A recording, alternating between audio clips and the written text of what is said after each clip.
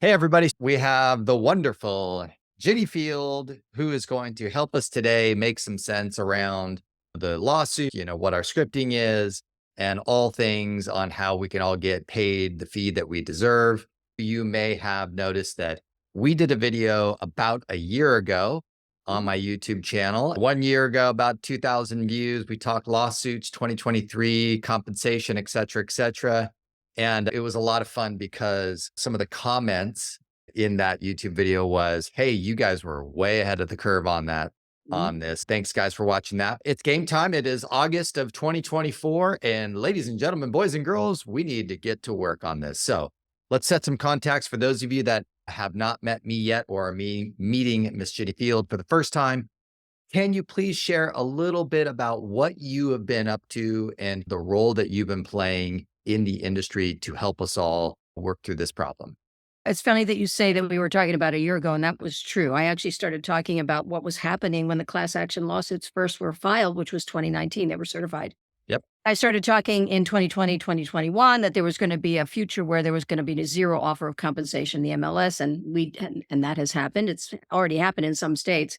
Yep. And then, of course, fast forward, I've been involved in some of the rewrites of National Association of Realtors accredited by representation class. But more importantly, I realized that they needed to step up and do something to help the agent population understand how to do a buyer counseling session, how to explain their value. Because if you don't do that, it's going to be difficult to get paid. That's the thing once. Ultimately, they made ABR free to members.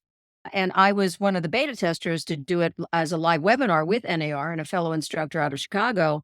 The accredited buyer representation specialist does matter. And yes, it's an NAR designation.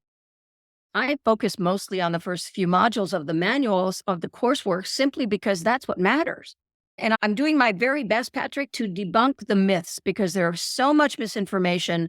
I'm getting new gray hairs every day. It's truly mind-boggling to me. And so I literally will share a lot of content on what really happened. And I think that part is probably the most powerful thing I'm doing when I'm teaching ABR, honestly, Patrick, because when I share with the students in the room that what was said about us as an industry, what was said about individual agents as an industry, and they get to read, because I literally am taking screenshots of the plaintiff's testimony, and they get to read that live. That's when the little bulb goes over their head and it's, oh, wow, didn't know that. And I will also share something with you that I think is very important to say, that there are really good people in my industry. They're incredibly professional people. I know you work very hard to help them be that. I work very hard to help them be that. I get that piece. But there are also some folks that need to be better educated, that are doing some stuff that frankly contributed to part of the problem. And that's how we're here. And I agree. I've got, I think, 4 more ABRs scheduled over the next 3 months. Plus, I'm doing some additional content that are the electives for ABR. And so anybody that wants to talk to me about it, I'm bringing more of them to companies. In fact, I'm going to be doing one for a Keller office in Carmel Valley coming up the first part of September, because I'm grateful when leadership understands that they are responsible for their agent population. They have an obligation to teach their people or bring education to their people so the people learn how to do this correctly, because ultimately, sorry, I'm on a tear. I apologize. Keep going. Ultimately, it's the leadership that's responsible for their agents. Yes. And the worst case I've seen was out of Chicagoland, where a woman sold a $650,000 house. An agent never looked to see if there was an offer of compensation. In the MLS, there was zero. She didn't get paid. Yep. And when I asked the agents, well, whose fault was that? They all say the agent. I said, absolutely not. It is the responsibility of the leadership of any company to make sure their agents understand how to navigate this, because ultimately they're responsible. Hey, all, I hope you enjoyed this great episode with Ginni Field. We're going to dive deep. It's going to go a little longer. Again, just want to remind you guys, hey, if you could subscribe to the channel, that helps me out, but make sure that you jump down to my email newsletter, get signed up.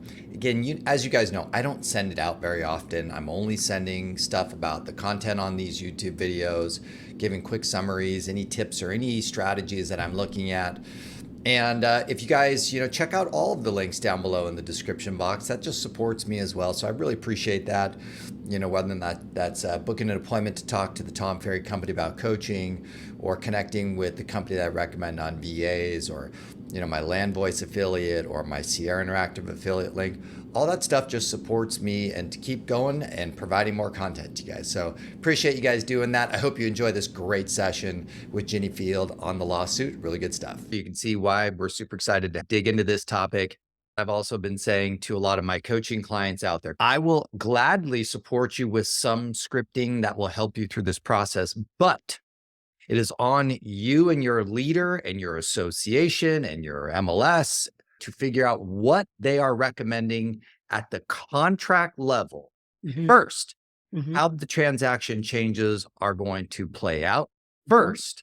Then we can then start to work on scripting presentation to support you guys to get the fees and the compensation that you deserve and to avoid any of these problems. Let's get started first. What are some of the funny, for lack of better terms, moronic things that you're hearing out there in the real estate industry? It's dumb stuff. It's just flat out dumb stuff. My favorite so far that won the award for the most remarkably creative dumb stuff I've ever seen was the agent literally took a video. I took a shot above the property, and the homeowner had used his lawnmower to carve out what the percentage of concession the seller was willing to offer. I wish I were making that up. Oh, another good one. In the lockbox, you know how I have those little paper thingies for the keys? Yeah. In the lockbox, on the little paper thingy, it said a percentage. Understand? Can you imagine? And the thing that's the dumbest part of it, forgive me, the dumbest part of it, Patrick, is that it doesn't say you can't market. It doesn't say you can't share it in a marketing process. You can put it on a sign writer. You can put it on your own personal website. You can do that. You just can't have it in the MLS in any place at any time. You can, and this is what I tell everybody, it's a very simple process. You can say in the MLS, confidential remarks only, seller concession is available, call listing agent, period. The end. That's it. That's all you got to say. It isn't rocket science. You cannot use the word compensation, but you can use the word concession. Okay. But the lawnmower one, that was really the best. I wish I were kidding. I am not kidding. Let's just take a look at the real quick summary, root of the problem. Can you just quickly summarize the two roots of the problems for the agent speaking to us on the list side and then the agents on the buy side? How would you those two things? Let's start with the buyer side because that's where everybody's having heartburn. I've been doing this 38 years in a row, and we have never done a good job explaining our value. We've never done it a good job. We just never have. Agreed. Never talked about why we should get paid, what we should get paid. We don't tell them what we do. So they make stuff up in their own heads because we're failing at that. Yeah. And to NAR's credit, there's a website I would share people should go to called competition.realtor. And when you scroll down to the bottom of that website, you can find two things, 179 things agents who are realtors should get paid this. And the other one is 105 things, other things that an agent should get paid what they're worth. The 105 one is for buyer sides. The 179 one is for seller sides. And basically what it is a list of the stuff that we do so that you can explain what we get paid to do. Yeah. Understood. I get a little passionate. I'm sorry. Yeah. And then just for a quick, as a content marketing guru myself, please, my friends, get those two lists. Yeah, please. And do not copy paste them and put them on some PDF and then go send them out in front of your people. I'll just give you guys one quick hack, but that's a really good first step is maybe go into your ChatGPT, go into your Google Gemini, go into my new favorite, by the way, Claude.ai for free, and ask it to summarize for you what are some of the ways to explain the value of the services that I offer in an eloquent and intelligent way to simplify this list. And my friends, you will have really nice pieces to share via email, in a buyer consultation, in a guide. Please, my friends, use some of the AI tools. These are perfect for these types of scenarios. So let's keep going. So step number one is we've, of course, historically been very pathetic in explaining our value, meaning that we all know that you guys do a lot of amazing things. You offer extraordinary advice. You do have a lot of technical, very high value assets that you bring to the table. But in terms of explaining that and expressing that in advance of the relationship being solidified, we are very terrible. Yeah. And I look Yeah. forward to helping all of you guys with that. Let's Yeah. go at number 2. What would you say is on the sell side? We've always done listing presentations. We've always spent the time with the seller. What we have to do is prepare the seller. And there's a huge issue from a liability perspective I must speak to. But first and Please. foremost, we must prepare the seller to understand that they get to choose. Now, I know that I've looked at many of the contracts across the country. And for the most part, we understand that there's no longer going to be an offer of compensation in the MLS. But that doesn't mean that the buyer agent or on behalf of the buyer isn't going to ask the seller to pay a concession to offset what the buyer and the buyer agent have agreed to under their contract. And you have to prepare the seller for that. The seller can decide, and only the seller can decide if they want to or not. What most contracts are being done across the country is they're totally separating the compensation to the seller's agent from the seller. That in California, as an example, that money can't be shared.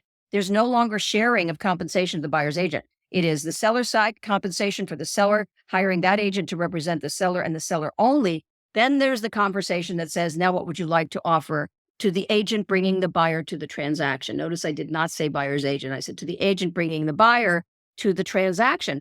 The problem I'm seeing consistently, and it drives me personally crazy, is we cannot entice the seller. We can no longer ever for the rest of our lives say to the seller, if you don't do this, nobody's going to show your house. That is one of the reasons we got sued, because we understand there were agents who would not show a property if they didn't feel the compensation was enough. So we cannot entice the seller. If you don't do this, you're going to have a problem. We cannot do that. The seller has to be in charge. And what I've created, and I'll share it with you, Patrick, I'll send it to you later. I actually created a grid. And that grid could be moved forward when compensation is no longer visible in the MLS. And what I did is I still sell houses. I had a listing.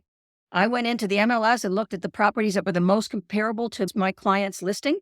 And I showed that client what was being offered by the seller to the buyer's agents for compensation. It was a visual. They made the decision. I said, great, let's get started and sell this house. And that's exactly what we did. Yep. Very good. Yep. Very good. And then there are people who are saying buyers don't have any money to pay. I understand that. But here's another place that drives me crazy. For the history of the world of real estate, the buyers have always paid the compensation because the buyer gives the money to the seller pays the compensation. Yeah. Let me pause for just a second right there. One of the problems that we as an industry created on ourselves was we used to tell buyers that, hey, you don't have to pay our compensation. The seller pays it. Now, and so we as an industry, we created our own problem. And the truth is exactly what you just said. It's the money that the buyer brings to the transaction and comes out of the transaction, and we get paid as the buyer's agent. And then the other problem on the other side was we would tell the seller that they were the ones paying the buyer's commission. So this is a little bit of a confusion part. It's the buyer's money that was brought to the table, and then the fee was paid as a cost on the transaction. From which, that's correct. I also found, and I'll jump back to you, is I also found that a lot of agents don't do a seller net sheet. They don't explain the cost associated with selling a home. And they also, on the buy side, don't explain the cost to buying a home. And I think as a group, some of you out there, you are awesome at this. Congratulations. You're ahead of the curve. Your clients respect you, trust you, love you, follow your advice. For the rest of you that don't do that, please make that priority number one to add, how do you explain this better? How do you line item these things and do a better job for your customers, for all of us, please? Okay. And what you just hit on is perfect, Patrick, because I have an example. See, what has happened with all the classes I'm teaching is I'm getting these bits that I'm then creating a thing. Yes. So go back to the net sheet. In both sides, you have to have a net sheet, a buyer cost and a seller's net. And because the sellers don't know what they're going to net, they make stuff up and they believe it, which is not really good. But I'm going to share a story with you that's not good for them, my friends. Not good for them. We don't want them hallucinating and making plans on the wrong conservative net number. That is us doing a disservice to our clients. Please do a better job of helping them to come to a good conclusion to move their life forward. And take it from what you just described. Where does the money come from? Buyer pays it either through a loan or in some cases, high down payment. Whatever the thing is, historically, for the history of the world, even when I bought every house I've ever bought, I gave money to the seller from which the seller's proceeds paid compensation to both sides. The Yep. end. Yep. So one of the things that came up out of a class I was teaching up in Northern California was a very interesting because it was like I had a little ding in my head. They had a buyer that the buyer was wealthy. The house was a high end property. The buyer was willing to pay their agent directly and then offered, this is a thing, offer less by the amount of compensation the buyer was going to pay directly to their agent. Remove that number from the offer price. And so the seller was no longer going to pay the buyer's side, if you're walking with me. And then it was like I just spoke Greek to people when I tried to explain it. You know what I did? I then went and I got 2 net sheets. I had one of my escrow officers that created 2 net sheets. And guess what ended up happening? If the buyer has the ability to, and I recognize not every buyer does, but if the buyer has the ability to and is willing to pay their buyer agent directly and deducts that amount from the price that they're offering to the seller, at the end of the day, when you compare side by side, the seller got about $1,000 more than they would have otherwise. And that's another place for us to educate the consumer because we've not been good at getting net sheets. We've not been good at explaining to the seller, ultimately, the buyer really paid this. You just got the money from which you paid other stuff. We've just not been good at it. We haven't explained it well. Yeah. So that comes back to the education piece that I spend a lot of time in when I'm teaching is you've got 2 things. What's your value? Do you know what your hourly rate is or should be? Have you explained what you actually do? And then on top of that, buyer counseling sessions, you need to allow the same amount of time in a buyer counseling session that you've always allowed in a seller counseling session. Yes. You have to explain what you do, explain what the contracts look like, explain the process, have something in writing about the true cost of homeowners, all of those things, all of which is an ABR. And you drill that down. And by the time you're done and you've explained how wonderful you are and what you're going to do, because we've never done that before, you're not going to have a problem with the buyer being willing to pay you. Yeah. And then just one of the old school principles that I learned from my father, he said a great presentation handles all of the objections Absolutely. inside of it. So a close is a natural ending to a great presentation. So all Right. my friends out there, when you say to me, but the buyer will say, Mhm. but they say this, handle those inside of your presentation Yeah. so that they go, Right. oh, because I was thinking that I should have 5 agents sending me properties because I didn't know. Oh, I didn't realize why I should have a loyal relationship with one awesome agent. Oh, I didn't know that. And so, yes, naturally, hiring you is in my best interest. So, my friends, please, right? Let's work to improve that by our consultation, by our presentation, and let's have people be 100% loyal and appreciative and honoring you and your compensation. And if I could Compensation, commission, fee, whatever that is. call Thank you very much. call it concession, please, but I have to Call it comment. concession. Please, thank you. So what you just said is so incredibly right because what your dad said is that for my whole career and even when I was in brokerage management, and I made sure that every objection was handled before we got to the close. I anticipated what might be said. Mm, I knew what the language was so that I filled in all those blanks before the blanks ever were said. My favorite thing in the world is at the end of a presentation, somebody says, I say, do you have any questions? No, you took care of all my concerns and my questions. That's where you need to get. exactly. Exactly. And when you do that well, magic happens and you get paid. Yeah. Very good. Okay. So we got a little bit on the buy side. Can we talk a little bit about on the seller side in terms of ways that you are recommending to explain this to sellers? What are some of the things that you're doing these days, teaching, explaining, making sure everybody knows what we're doing? One of the things that comes to mind when you were just describing, because again, we had bad things being done by agents, mm, and I don't want to take it much farther, but I'll give you a classic example. We all saw on the news that consumers really believed that commissions were not negotiable. That came up in testimony in the courtroom. And one of the primary plaintiffs in the Sitzer Burnett case out of St. Louis basically said she was going to list her home for sale. And the agent came to her and he said, circle how much you want to pay me. And he had 7, 8, 9, or 10%. And then there was a blank, and he'd already pre-filled in a number that was in the blank. And he told her, and the commissions aren't negotiable. Then she told a story of how she was upset that she had to pay her adversary. That was the word that was used. Very interesting.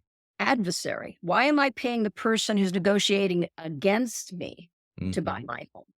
Mm. That came up in the courtroom. That came up as testimony. What we have failed to do is remember that we are not the principal, and it can't be about us. It's got to be about the consumer.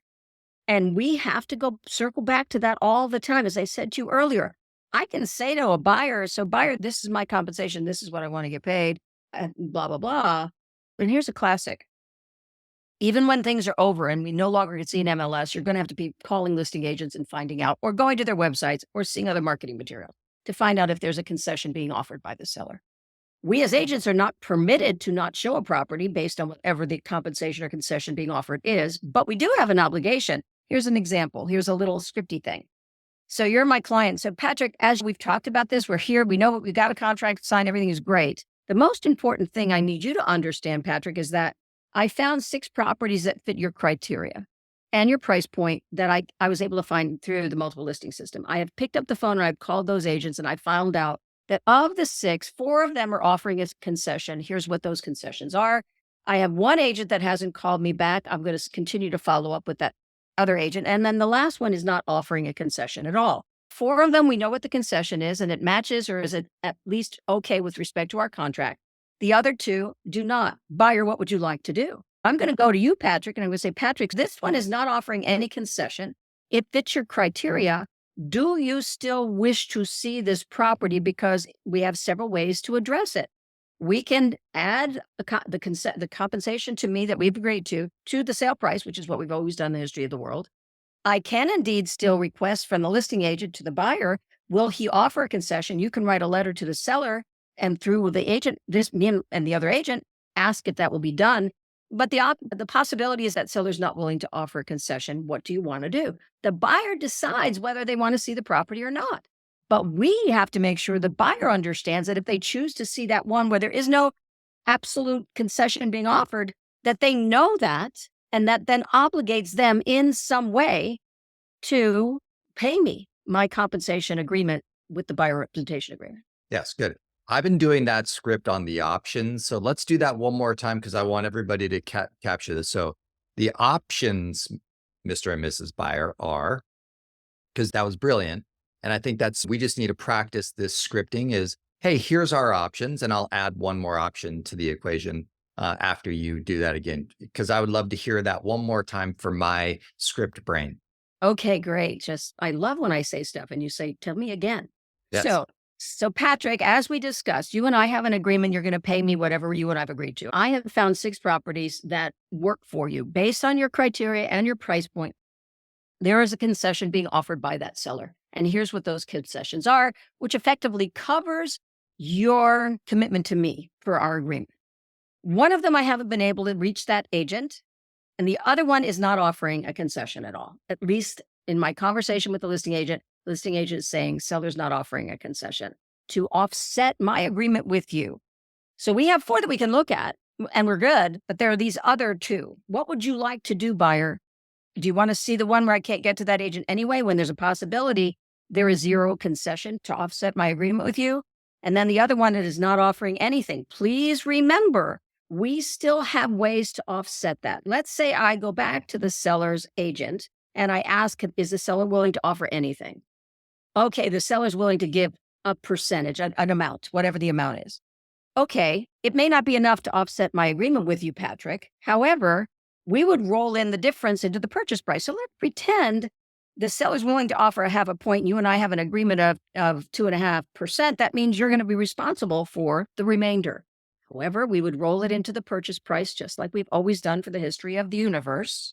We cannot add it to the loan, but we can add it to the purchase price, which is the way it's always worked in the past. Do you have any questions? My obligation, Patrick, is to make sure I'm doing everything I can do to offset your agreement with me. You're my client. I have fiduciary responsibility to you above my own needs and wants. You have to tell me, do you want to see these two properties anyway? And if you do, we will go and I'll do my best to make sure you get some kind of, I get a concession from the seller to offset the agreement, but it's your decision. Tell me what you would like to do. Yeah, love it. And I love this statement that you're making here. That's really good languaging, which is the seller's concession to offset Mhm. my, what's the Yeah. right word? My obligation to your obligation to me per our agreement. Yes, I love that. I love that. Because That's a very good that's phrase. That's really, and it's very accurate. It's good language. Thank you very much. Can you say it one more time for me, please?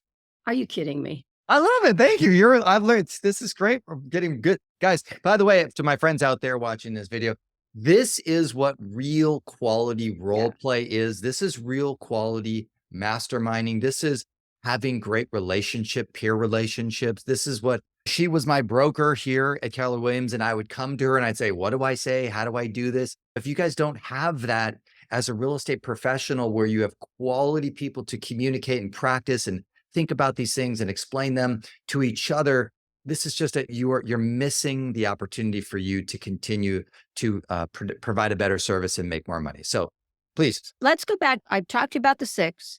Let's just talk about the 2. I've got one that I haven't, the agent has returned my call because I hear that all the time. Agents don't answer their phone. They're going to start answering the phone because that's the only way the seller's going to get paid. And the seller's going to get paid by the seller.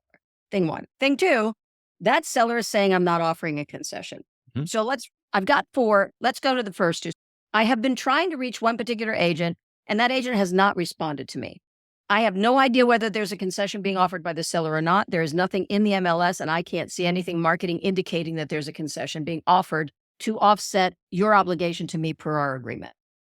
We can go see that property, and there's an option we can choose. If you fall in love with that, maybe that's the one, that your perfect house. We still have an option that I can still go ahead and write an offer on that property. Maybe there is no concession offered. I can ask anyway. There's a form we could add that asks the seller to pay my compensation, Mhm. the concession to offset the compensation. However, that becomes another negotiation point. So let me explain that to you, Patrick. We have a form. I'm in California. We have a form here in California that literally, because I don't know that if the seller's offering anything, that I can attach to an offer we make where we're going to ask the seller to pay a concession to me to offset your agreement with me. And then it just becomes another negotiation, quite frankly. The Perfect. seller can say yes, the seller can say no, the seller can say not that much. It's like any other negotiation we would have in a real estate transaction anyway, which would include everything from repairs and termites, etc. That's truly what it is. Your decision, buyer. You decide what you would like to do, because if there is no concession and you fall in love with that house, then you're going to be obligated to pay me what the amount in our contract is. But as I mentioned to you, we will offset that by rolling it into the purchase price. And then now let's go over to the seller side. For my listing agent friends out there, please delete out of your brain forever that you are recommending your seller to offer compensation to a buyer as a marketing tactic to increase views and to increase offers. Please delete that out of your brain forever. And then if you hear your other fellow listing agents still saying that thing, please let them know to stop doing that. As a group, as an industry, everyone stop saying that Right. the offer of compensation that we're going to give to the buyer is going to motivate and influence buyer's agents to act unethically on behalf of their client, meaning that we are admitting to the world that we are influencing negatively our other fellow peers to their clients. Please stop that. Everybody, help your friends, share this with your friends, say, stop doing this. Okay. Now, let's talk a little bit about, to my great listing agent friends out there, how do we explain this a little bit more eloquently to our sellers so that they understand, right, the value to them to offer a concession in the contract up front to make it, as far as I can tell, the easiest thing for me to say is to make it easier for the buyer to have their agent be paid through the contract, through the money that they're bringing to the table. The only word that I can think of, and please correct me if I'm wrong, is just, it's just easier for the compensation to be paid, or however you want to say it. So correct me for all the stupid things that I say and help us all I, figure this out. I live to do that, Patrick. Understand something. And as you were saying what you were saying, my brain was exploding with all the buts every place I've been teaching Good. since March. You can't even say it's easier if you cannot. Okay, cool. Anything that we would do to say to the seller, it would be easier for the buyer because what happened was we were steering. In other words, Still hey, persuasive. Yeah, it's still persuasive languaging, I use the word influencing them to do the thing. exactly. I Okay. use the word That's why I had to entice. ask you because I wasn't sure. I use the word entice. In no way can you entice. Okay, good. So that's where I created the grid. The grid works. So let me explain what I did. I don't have it on my computer, right on this computer. No problem. I created a grid, and here's what the grid did. There were 19 properties. Let me just explain. Let's go back. So I'm preparing for my seller client. You're my seller client. And I found there were 19 in this case because it's a 55 plus community. There were 19 homes that were 55 and older in one zip code. And I found out what each of those sellers were offering in terms of, and there's multiple sections to this, Patrick. And as I said, I will share it with you. What were they offering as a concession? Whether or not the price was reduced at any time during its active time, how long it took for them to sell, and then whether or not the property actually sold above or below or at the sale price. So it was active pendings and solds. Very nice. What I'm unpacking is That's very nice. the seller then gets to decide. And what was interesting, there were 19 homes, 10 out of the there were 18 homes. 10 out of the 19 were only offering 2%. The rest were paying 2.5% and blah, blah, blah. And again, we're not talking about Sherman's antitrust. We're just talking about what it is. Here's what happened with the seller. And this is exactly what I said. So Patrick, so this is based on our conversation. You've known me. You're a referral to me. This is what I expect to get paid for representing you as the seller and selling your home. What would you like to offer to the agent bringing the buyer to the transaction? Listen to that sentence. That's what needs to be said. I don't know. They always say, what should I do? I said, and this is what I said. I can't answer that.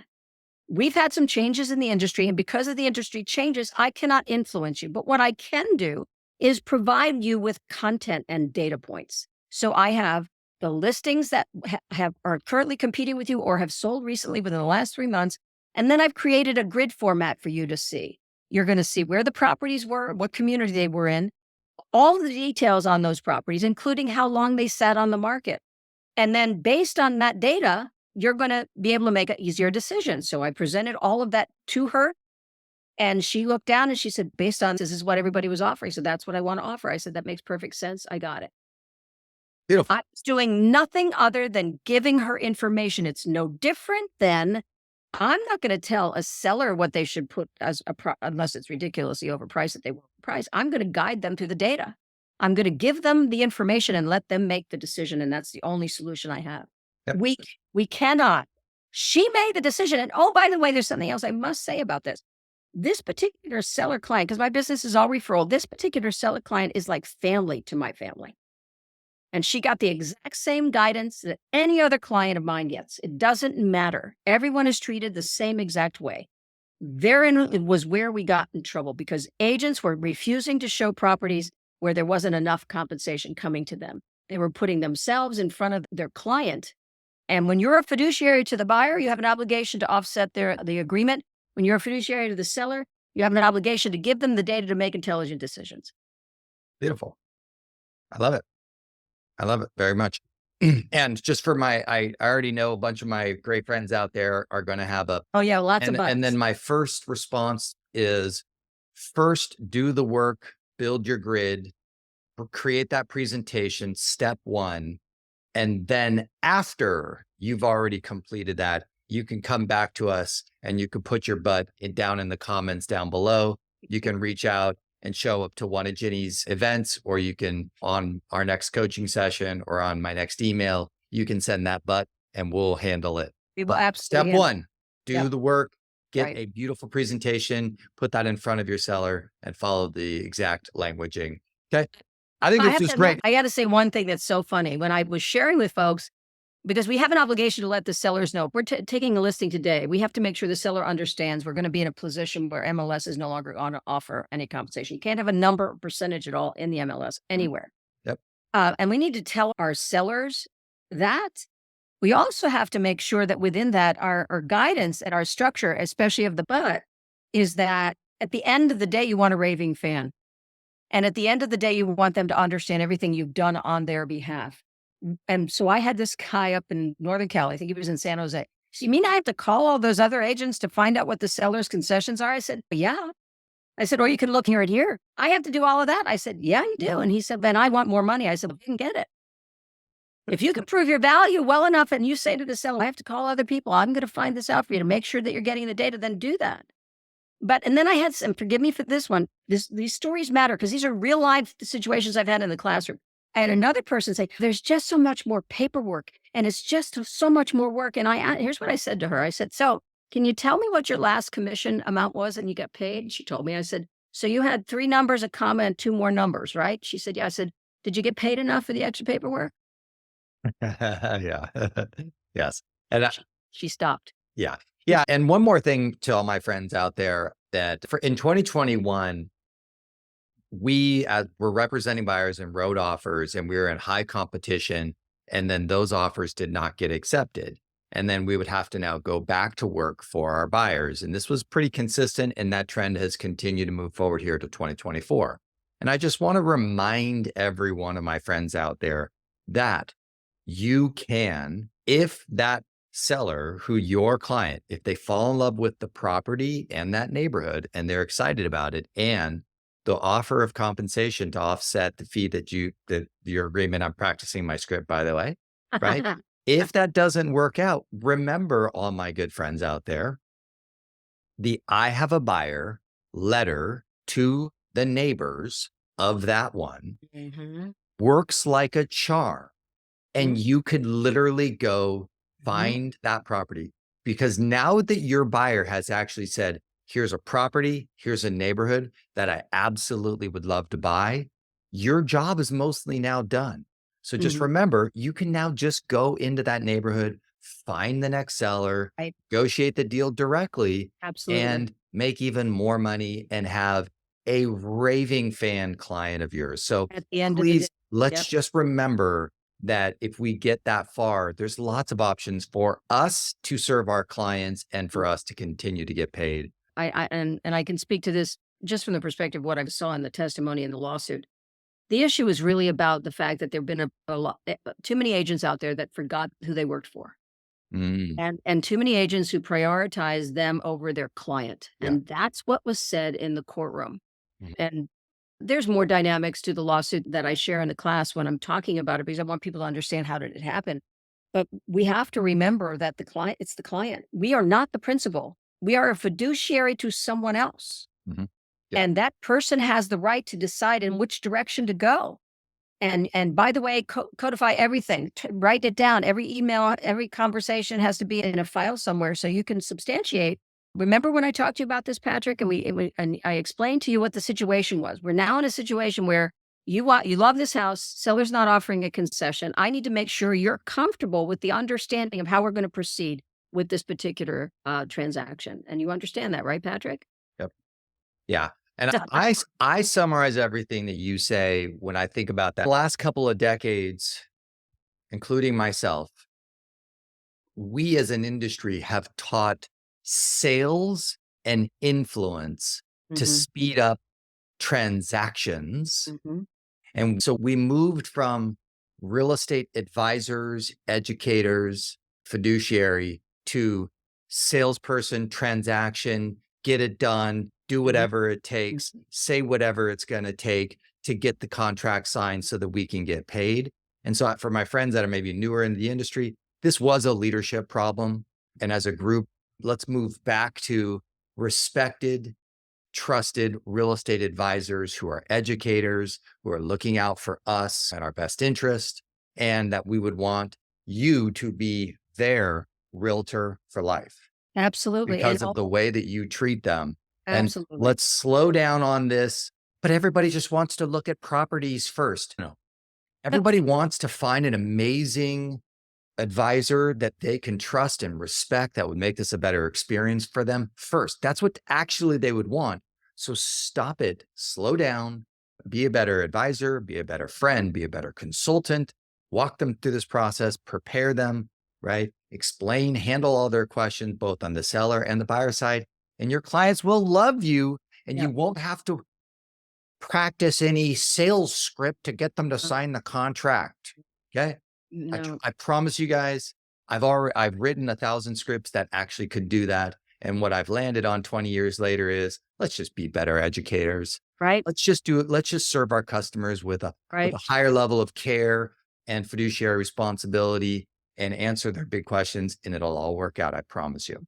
And then and what you just said is so important, Patrick, and I will share with you the way I close every single ABR I'm teaching is at the end of the day, if we have to believe in us and we have to stay strong about what, and we can only do that if we're educated. We can only do that if we study. We can only do that if we practice our role plays, our scripts, and all those things. But at the end of the day, we walk into every one of those meetings with a belief that we're worth what we're worth. We're going to explain that, and we're going to believe it and be disconnected from the outcome. And if that person and if you don't like each other, then don't work with that person. You don't have to sign an agreement with them. But most importantly, we have to not allow the naysayers and the negativity to affect our ability to have a successful career. Yes. That's on us. That's our decision. It's our attitude. It's the way we get up every single morning and go to work. Get up, suit up, and go to work. But believe when you walk into the room that you're the one that's guiding and you're willing to not engage if you don't feel that person's the right person or the right fit for you. But when you do a really good job, as you just said, Patrick, advising, guiding, and handling the objections before they're even said, they're not going to have a problem signing the agreement. Not at all. It's mostly coming from ourselves in here. Yep. That we're creating our own negativity, negative self-talk. How many years have we talked about negative self-talk? Yeah, totally. And we're doing it to ourselves, which is just dumb. Great. Where should everybody follow you? Find out when your next training event is? How should people be connecting with you in the future? I've been updating my website. My website now has a Calendly link, so you can reach out if you want to get together with a contact, but also my list of classes that are coming up are on my website. And I have been working actively with my web designer to get some more updates coming. I've got quite a bit coming up in the next several months. But most importantly, just the easiest is Ginni@GinniField.com, and then I can reach back out to you. Perfect. Love it. Okay. Thank you so much. You're the best. We'll see you Always guys enjoy. on the All right, next episode. Thank you.